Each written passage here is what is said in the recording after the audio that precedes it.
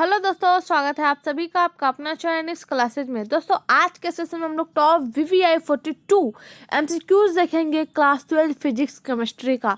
तो दोस्तों अंत तक बने रहिए, वीडियो को स्किप मत कीजिए। प्यारे साथियों, अभी तक आप लोगों ने हमारे चैनल को सब्सक्राइब नहीं किया है तो वीडियो को लाइक करें, चैनल को सब्सक्राइब करें और बेल आइकन को दबा दें ताकि जितने भी अपडेट्स हो सबसे पहले आपके पास पहुंचे। और इस वीडियो को जैसे अपने दोस्तों में शेयर करिए और अंत तक बने रहिए। तो चलिए इस सेशन को शुरू करते हैं।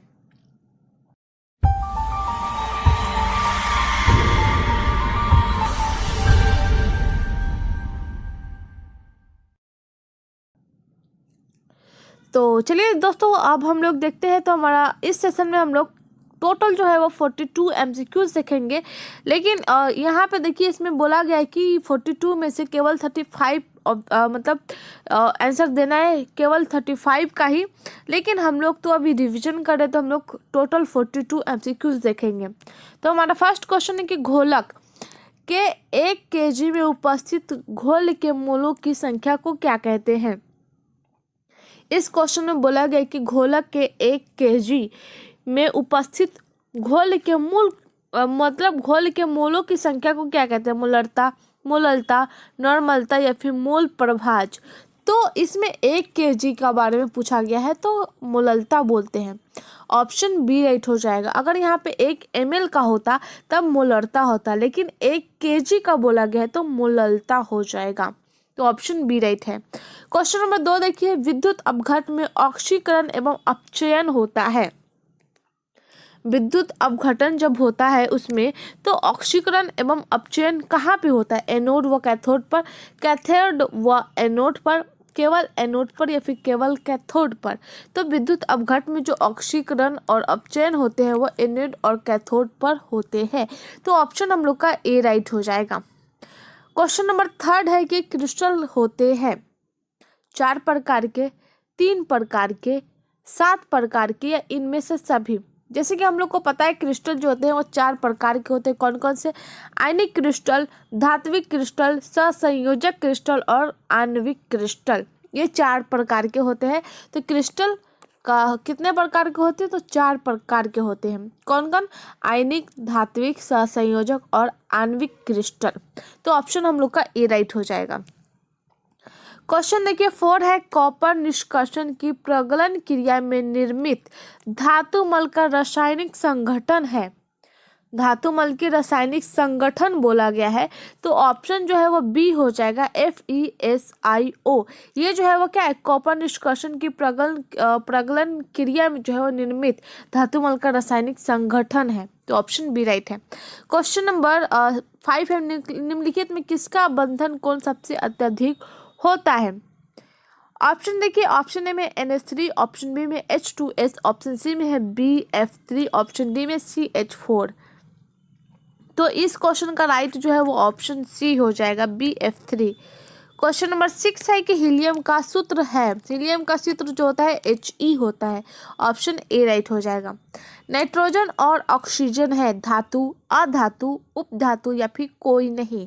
तो नाइट्रोजन और ऑक्सीजन जो होते हैं वो क्या है, वो अधातु है। ऑप्शन बी राइट हो जाएगा। क्वेश्चन नंबर 8 है कि संक्रमण तत्वों को और किस नाम से जाना जाता है।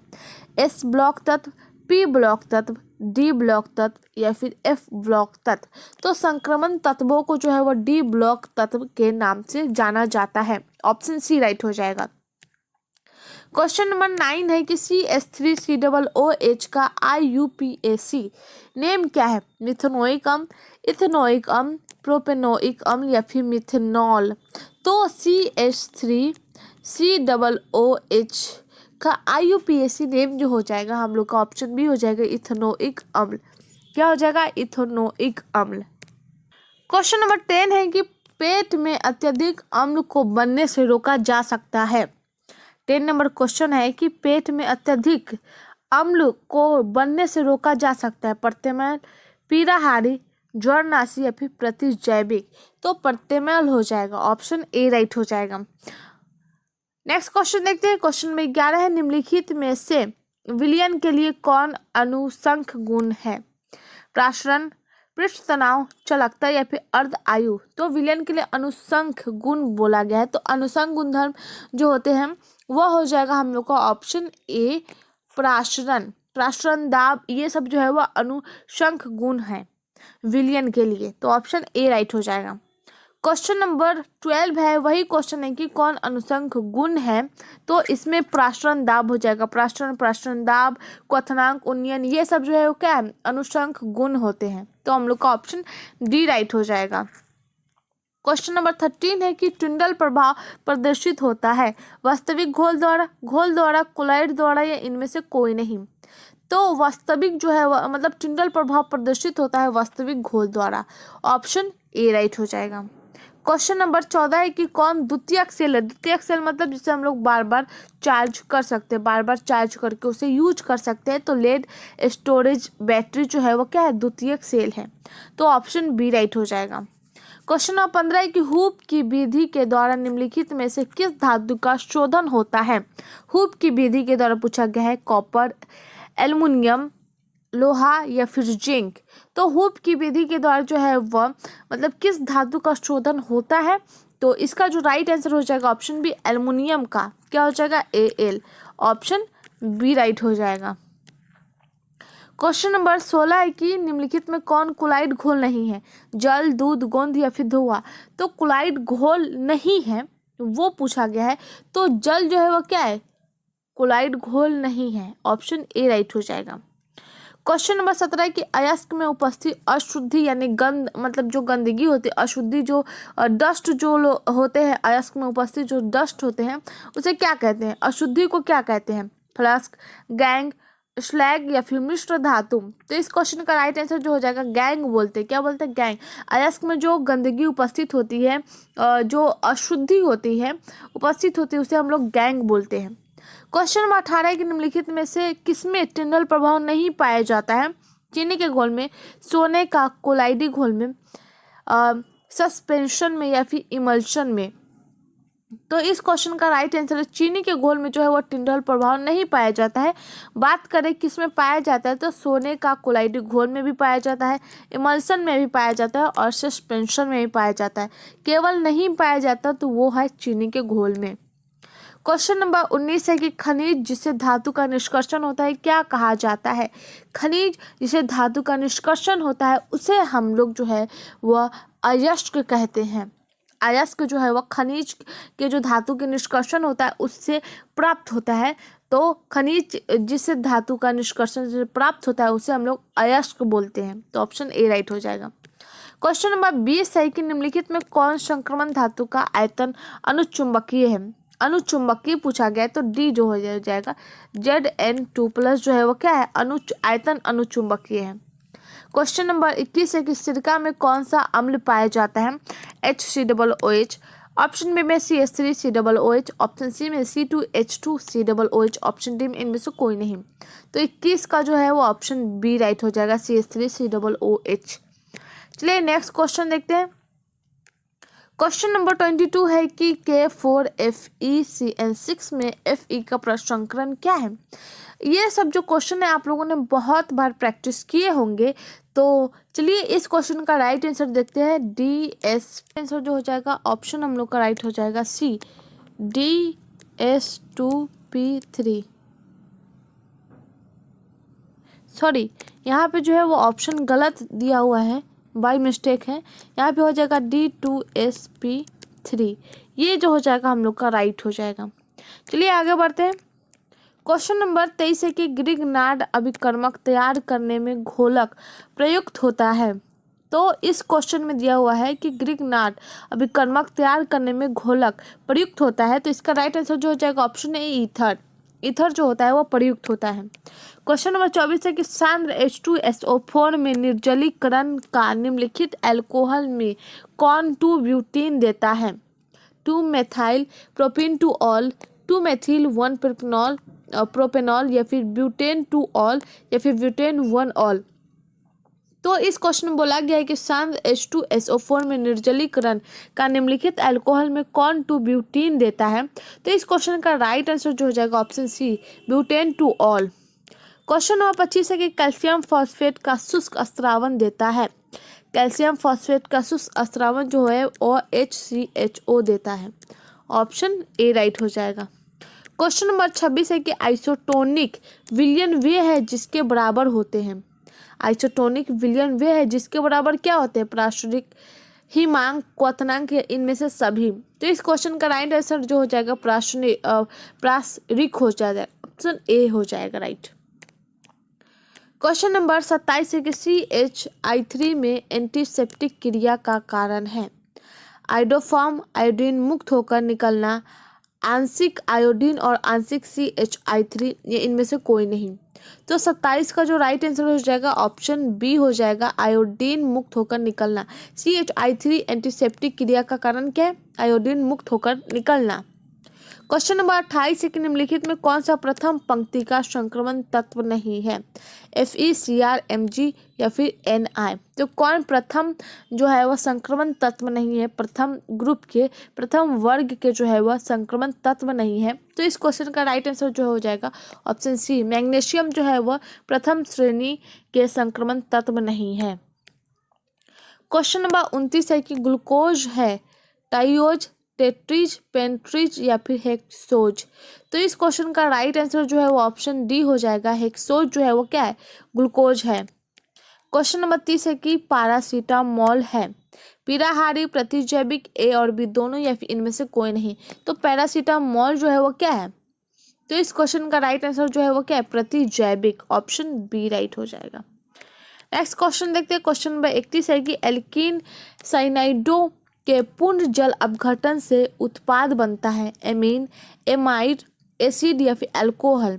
तो इस क्वेश्चन का राइट आंसर ऑप्शन ए हो जाएगा, एमीन। क्वेश्चन नंबर 32 है कि 1 डिग्री, 2 डिग्री, 3 डिग्री अल्कोहल में अंतर यानी जांच ज्ञात करते हैं। ऑक्सीकरण विधि, लुकास प्रतिकारक जांच या फिर विक्टर मेयर परीक्षण या फिर इनमें से सभी। तो 1 डिग्री, 2 डिग्री, 3 डिग्री अल्कोहल में अंतर ज्ञात करते हैं किससे? तो इस क्वेश्चन का राइट आंसर जो है वो ऑप्शन डी, इन सभी से करते हैं। ऑक्सीकरण विधि से भी करते हैं, लुकास प्रतिकारक जांच से भी करते हैं और विक्टर मेयर परीक्षा से भी करते हैं। किसकी जांच? 1 डिग्री, 2 डिग्री अल्कोहल में। नेक्स्ट क्वेश्चन देखते हैं। क्वेश्चन नंबर 33 है निम्नलिखित में कौन सबसे कम वाष्पशील है? कम वाष्पशील पूछा गया है। H2SE, H2TE, H2S या फिर H2O। तो कौन सबसे कम वाष्पशील है? तो इस क्वेश्चन का राइट आंसर जो है वो ऑप्शन डी, जल। जल जो है वो क्या है? कम वाष्पशील है। ऑप्शन डी राइट हो जाएगा। क्वेश्चन नंबर 34 है कि मोहर लवण का सूत्र है। मोहर लवण का सूत्र पूछा गया है तो ऑप्शन सी हो जाएगा, FeSO4 NH4 का ट्वाइस, NH4 का ट्वाइस है और फिर हो जाएगा SO4 डॉट में चला जाएगा 7H2O।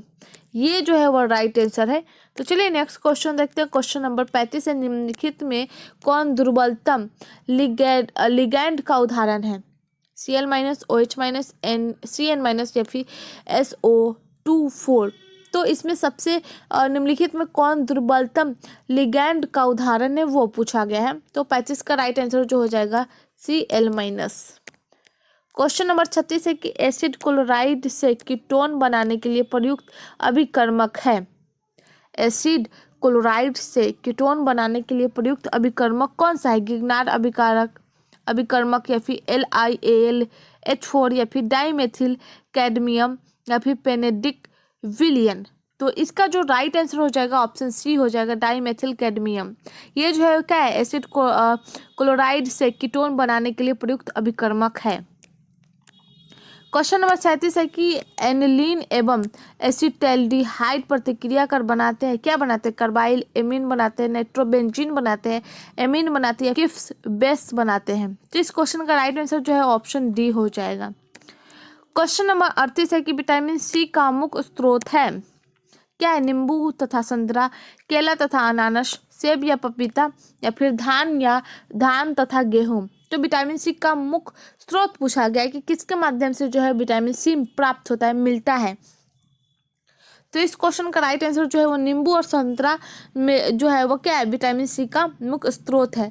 बात करें विटामिन डी की, तो विटामिन डी अगर पूछा जाता है कि विटामिन डी का मुख्य स्रोत क्या है, तो वो जो है वह सूर्य की प्रकाश है, उससे जो है वो विटामिन डी प्राप्त होता है। तो यहाँ पे सी पूछा गया है, तो इसलिए हम लोग का ऑप्शन ए राइट हो जाएगा। क्वेश्चन नंबर 39 है कि मिथाइल एमीन को बनाया जा सकता है वुर्ज अभिक्रिया द्वारा, वॉफमेंस बोमाइड अभिक्रिया द्वारा, फिडल फ्राइटस अभिक्रिया द्वारा, या फिर बोल्बे फ्राइटस अभिक्रिया द्वारा। तो इस क्वेश्चन का राइट आंसर ऑप्शन बी हो जाएगा।